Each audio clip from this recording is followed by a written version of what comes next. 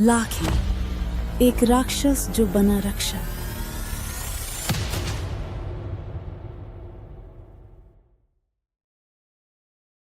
जरा सोचिए, ऐसा प्राणी जिसे लोग इतना डरते थे कि उसके नाम की फुसफुसाहट ही बच्चों को चुप करा देती थी। जटा झूठ वाला, अग्नि जैसी लाल आंखों वाला एक राक्षस जो काठमांडू की गलियों में भटकता माना जाता था।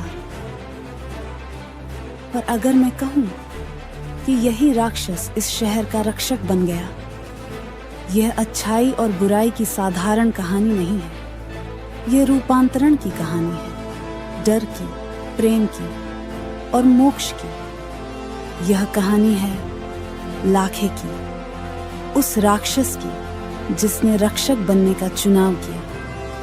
और सुनो, अगर कभी काठमांडू की किसी गली में लाल मुखौटा पहने एक नाचती आकृति तुम्हारी ओर आए, तो भागना मत। हो सकता है तुम 700 साल पुरानी एक प्रेम कहानी को चलते हुए देख रहे हो।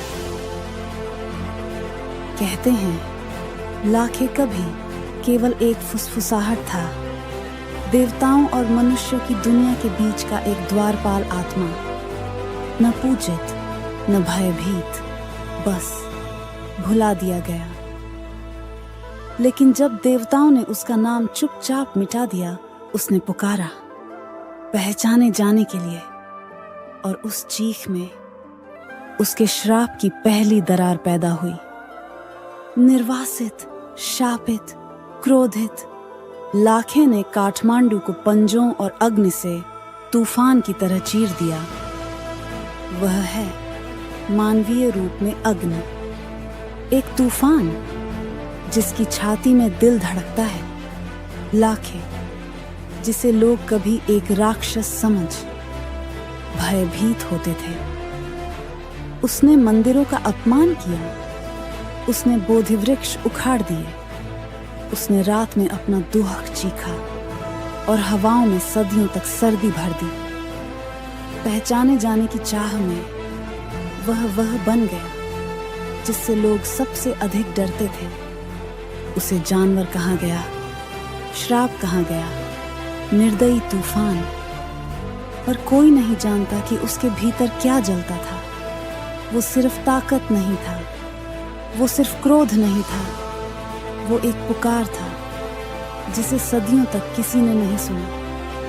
वो भी कभी मासूम था, एक आत्मा जो बस किसी की नजरों में अपना बनना चाहती थी, लेकिन दुनिया ने उसे राक्षस बना दिया। उनकी नजर में वो न पवित्र था न प्रिय, तो उसने वही बनना चुना जिससे सब डरते थे। एक तूफान जो उसकी अपनी आवाज बन जाए।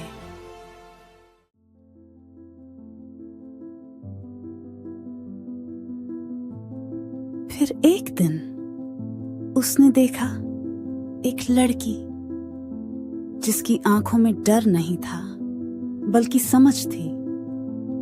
युवती, तुम कौन हो? अंधेरे में छुपकर क्यों बैठे हो?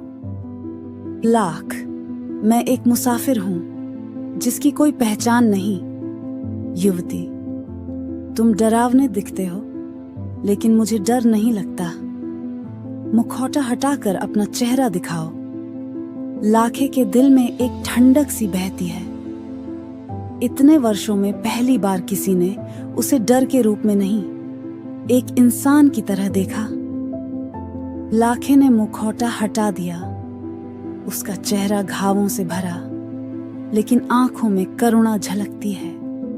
युवती ने न तो चीख मारी न भागी। पीढ़ियों पुराने डर की छाया से आमने सामने होते हुए वो बस मुस्कुराई। युवती, तुम्हारे अंदर अब भी इंसानियत बची है। तुम हिंसक नहीं हो, तुम श्रापित हो। लाख, मैं उन दोषों का बंदी हूं जो मैंने कभी किए ही नहीं। उसे जानवर कहा गया, श्राप कहा गया, निर्दयी तूफान। पर उस एक क्षण में, उस मुस्कान के साथ, उसके भीतर का तूफान थम गया।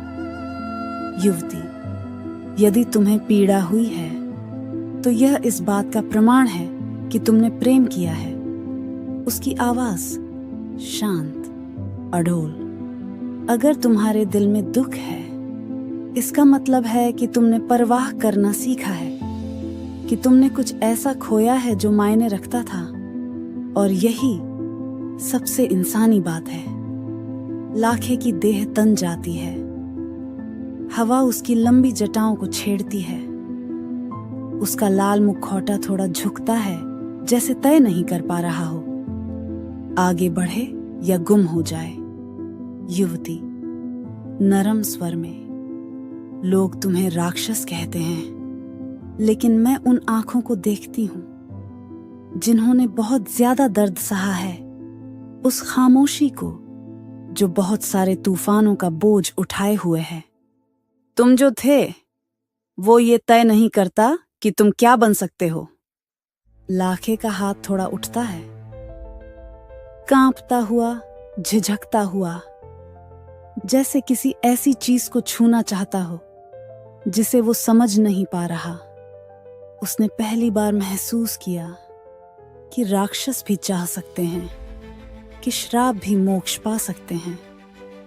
और पहली बार मुखौटा उसके दुख से भारी लगने लगा, न कि उस बोझ की वजह से जो उसने उठाया था, बल्कि उस आत्मा की वजह से जो अब सामने आने लगी थी। उस रात लाखे ने सड़कों पर डर बनकर चक्कर नहीं लगाए।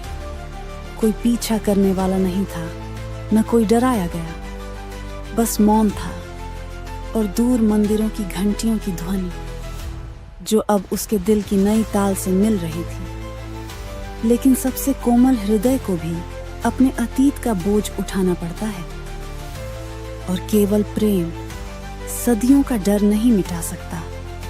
उसने गर्माहट महसूस की थी, लेकिन इंसानों के बीच स्थान पाने के लिए उसे अपने अंतर्मन को उजागर करना होगा, एक ऐसे सिंहासन और शहर के सामने जो अब भी उसे राक्षस कहता है। राजा का स्वर, गंभीर लेकिन शांत। तू क्या चाहता है, जंगली आत्मा? न मुझे सिंहासन चाहिए, न सोना, न शक्ति। मैं बस यह चाहता हूं कि मैं इन लोगों के बीच रह सकूं। जिस शहर को मैंने कभी भय दिखाया, अब मैं उसे सुरक्षा देना चाहता हूं, क्योंकि जो मैं खुद को कभी नहीं बचा पाया, अब मैं दूसरों को बचाना चाहता हूं। लाख, एक राक्षस क्षमा नहीं, उद्देश्य मांग रहा है। एक भयावह छवि अब सेवा में खड़ा होना चाहता है, और एक राजा जो मुखौटे के नीचे आत्मा को देख सकता था। राजा खड़ा होता है, उसका चेहरा भावहीन है, बहुत गहरे स्वर में, लेकिन विश्वास किसी को दिया नहीं जाता, उसे अर्जित करना होता है। और मुक्ति हमेशा एक मंच की तलाश में रहती है। मोक्ष शब्दों से नहीं आता, वह कर्म से आता है, और कर्म सबके सामने होता है। लाखे अब तेज लाल परिधान और भयानक मुखौटा पहने स्क्वायर में प्रवेश करता है। भीड़ में सरसराहट होती है, और फिर नृत्य शुरू हुआ, न क्रोध का, न आतंक का, बल्कि प्रायश्चित का और पुनः प्राप्त की गई शक्ति का। लाखे आगे बढ़ता है, एक मुखौटे वाले बुराई के प्रतीक को दौड़ाकर भगाता है। ये रस्म का हिस्सा है।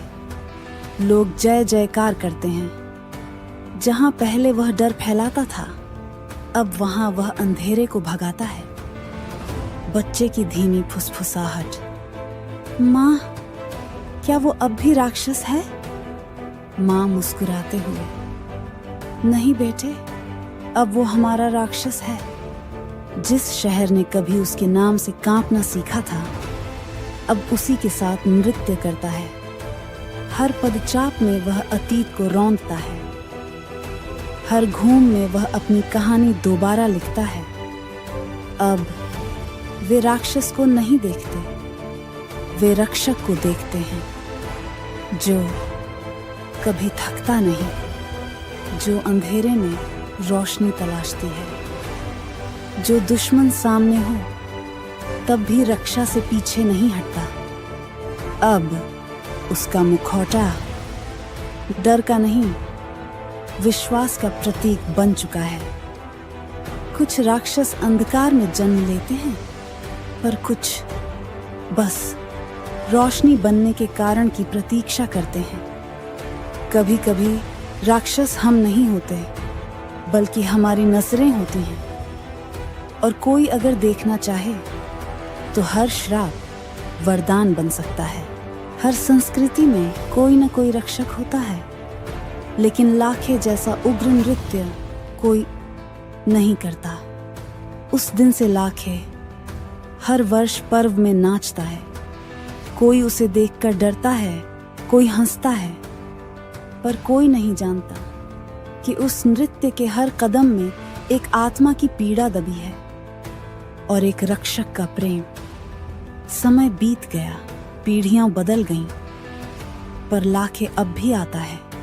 वही नाच, वही भय, पर हर वर्ष उसके पीछे होता है एक कलाकार, एक साधारण मानव जो उस आत्मा को जीवन देता है।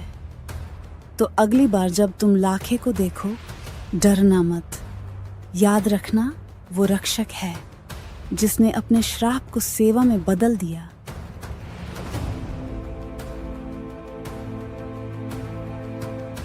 अगर यह कहानी आपके दिल को छू गई तो अगली कथा को बिल्कुल न छोड़ें।